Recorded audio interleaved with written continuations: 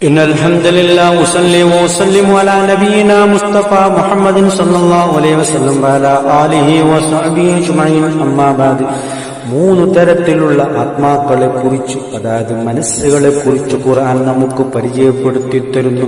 സൂറ യൂസുഫിൽ അല്ലാഹു സുബ്ഹാനഹു വ തആല പറയുന്നു, അഊദു ബില്ലാഹി മിനശ് ശൈത്വാനിർ റജീം, ഇന്നൻ നഫ്സ ലഅമ്മാറത്തുൻ ബിസൂ, നിശ്ചയമായും മനസ്സ് അത് തെറ്റിന് പ്രേരിപ്പിക്കുന്നതാകുന്നു.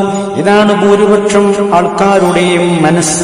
ഇത്തരം മനസ്സിന്റെ ഉടമകളാണ്. കാരണം പലതരത്തിലുള്ള തെറ്റുകളെ നിരന്തരം ആ തെറ്റ് ചെയ്യാൻ പ്രേരിപ്പിക്കുന്ന മനസ്സ്. ഇനിയൊരു മനസ്സിനെ സൂറത്തുൽ ഖിയാമിൽ കൂടി നമുക്കല്ല പരിചയപ്പെടുത്തി തരുന്നു. വലാ ഉഖ്സിമു ബിനഫ്സിൽ ലവ്വാമ, ആക്ഷേപകരമായ മനസ്സ്, നിരന്തരം ആക്ഷേപങ്ങൾ ചൊരിയുന്ന മനസ്സ്. എന്താണ് ഈ മനസ്സിന്റെ പ്രത്യേകത? ഒരു മനുഷ്യനൊരു തെറ്റ് ചെയ്യുമ്പോൾ ആ തെറ്റിൽ നിന്നും അവനെ വിലക്കുന്ന രൂപത്തിൽ ഈ തെറ്റ് ഒരു തെറ്റാണെന്ന് സൂചിപ്പിക്കുന്ന രൂപത്തിൽ ആക്ഷേപം ചൊരിഞ്ഞുകൊണ്ടിരിക്കും.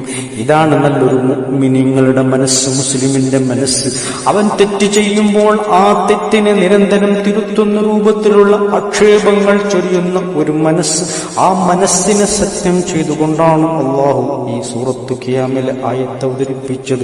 ഇനി മൂന്നാമതൊരു മനസ്സ്, സൂറ ഫജ്റിന്റെ അവസാന ഭാഗം അല്ലാഹു സുബ്ഹാനഹു വ തആല വിശദീകരിക്കുന്നു. നോക്കൂ, യാ അയ്യുഹൻ നഫ്സുൽ മുത്മഇന്ന, ഹേ സംതൃപ്തിയടഞ്ഞ ആത്മാവേ, ഇതാണ് യഥാർത്ഥ ഒരു മുഅ്മിനിന്റെ, വിജയിയായ ഒരു മുഅ്മിനിന്റെ മനസ്സ്.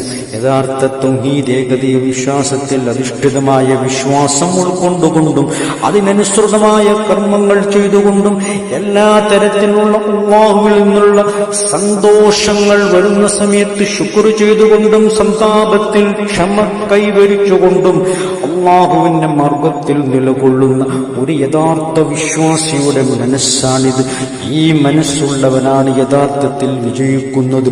അത്തരം മനസ്സുകൾ നമുക്ക് അല്ലാഹു സുബ്ഹാനഹു വ തആല നൽകി അനുഗ്രഹിക്കുമാറാകട്ടെ. നിരന്തരം നാം പ്രാർത്ഥനയിലായി അത്തരം മനസ്സുകൾക്ക് വേണ്ടി ആഗ്രഹിക്കണം. തെറ്റിനെ പ്രേരിപ്പിക്കുന്ന മനസ്സിൽ നിന്നും വിട്ടുനിൽക്കണം. നിരന്തരം തെറ്റ് ചെയ്യുമ്പോൾ ഒരു ആക്ഷേപം ചൊരിയുന്ന മനസ്സ്, അതിൽ നിന്നും പാഠം ഉൾക്കൊണ്ടുകൊണ്ട് നാം പശ്ചാത്താപിച്ചു മടങ്ങണം. അതുമാത്രമല്ല, യഥാർത്ഥത്തിൽ ഒരു സംതൃപ്തിയുള്ള ആത്മാവിന്റെ ഉടമയാകുന്ന രൂപത്തിൽ നാം പ്രവർത്തിക്കേണ്ടതാകുന്നു. ഇത്രയുമാണ് ശരീരങ്ങളും. അൽഹംദുലില്ലാഹ്.